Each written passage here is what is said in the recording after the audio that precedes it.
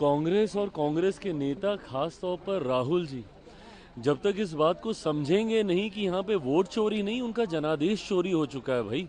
उनके पास अब कोई जनाधार बचा ही नहीं है। और जब तक ये बहानेबाजी बनाते रहेंगे और ये आत्ममंथन नहीं करेंगे कि कारण क्या है कि एक के बाद एक के बाद एक के बाद ये चुनाव हार रहे हैं, अलग अलग राज्यों में चुनाव हार रहे हैं, लोकसभा के चुनाव में जनता बार बार इनको नकार रही है। कभी चौकीदार को चोर मान लेते हैं, कभी वोट को चुराने वाले सत्ता पक्ष को ये मान लेते हैं। विश्वास इनका किसी संस्था पे बचा नहीं है। जितने भी संवैधानिक स्वतंत्र संस्थाएं हैं, चुनाव आयोग जैसी संस्थाएं, उस पर भी इनका विश्वास नहीं बचा है। तो ऐसे में ये स्वयं को अराजकता की ओर ये लेकर जा रहे हैं। राहुल जी को अब ये समझना होगा, पूरी कांग्रेस पार्टी को समझना होगा कि बात वोट चोरी की नहीं है, आपके जनाधार चोरी की है, जो अब आपके पास नहीं रहा। आज की तारीख में आपका जनाधार, जनता का विश्वास आप पूरी तरीके से खो चुके हैं।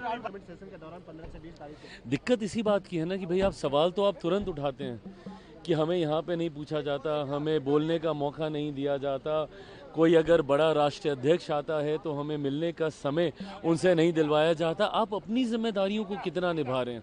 जब सदन में बड़ी से बड़े विषयों को लेकर बहस होती है, चर्चा होती है, एलओपी होने के बावजूद आप सदन से आप नदारत रहते हैं। इन्हीं की पार्टी के इससे पूर्व में भी एलओपी रहे हैं, जो कि पूरा पूरा समय सदन को दिया करते थे। ऐसे में सत्र के दौरान भी अगर आपके लिए विदेश यात्राएं ज़्यादा महत्व रखती हैं, तो अपने में दर्शाता है कि गंभीरता का अभाव, जिस पद को आप सुशोभित कर रहे हैं उसको लेकर भी आप गंभीर नहीं है।